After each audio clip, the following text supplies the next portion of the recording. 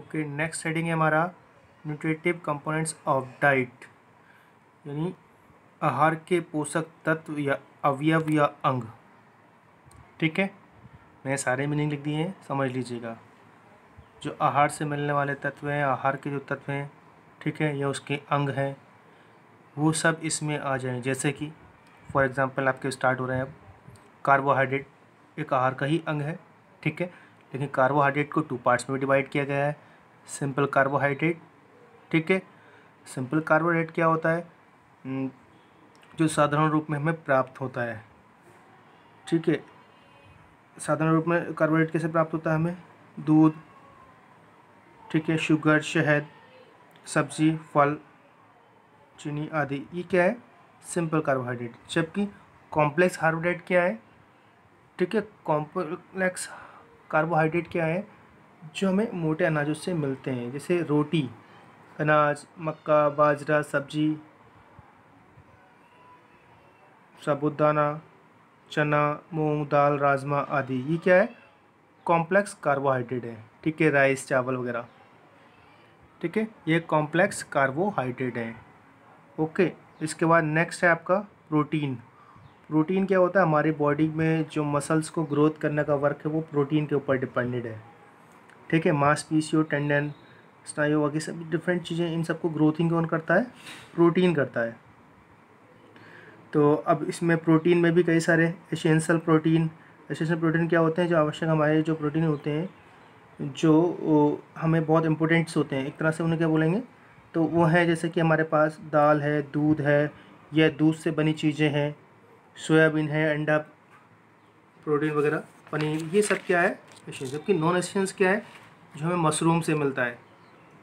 ठीक है, और डिफरेंट और चीज़ ऐसी मतलब नए पदार्थों से जो प्राप्त होता है उसे नॉन एसेंशियल प्रोटीन कहा जाता है।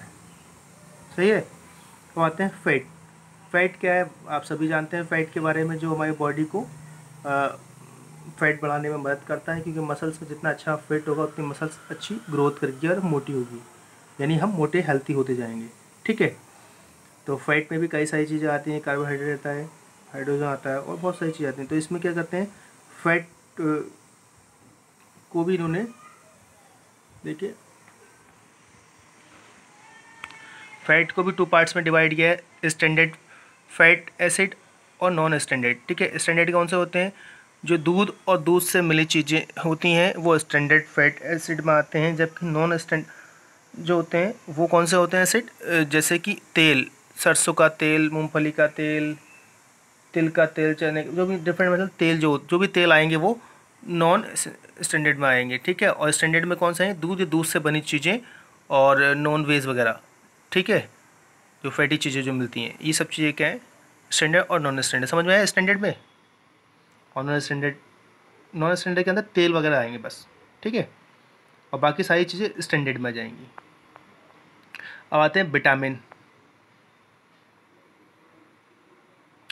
विटामिन में भी 2 टाइप्स होते हैं, एक होता है फैट सोल्यूबल विटामिन और एक होता है वाटर सोल्यूबल विटामिन। ठीक है, तो फैटी कौन से होते हैं vitamin, vitamin A, vitamin D, vitamin E, vitamin के, क्या होते हैं ये फैटी विटामिन कहलाते हैं। जबकि वाटर सोल्यूबल विटामिन कौन से होते हैं, विटामिन सी और विटामिन बी।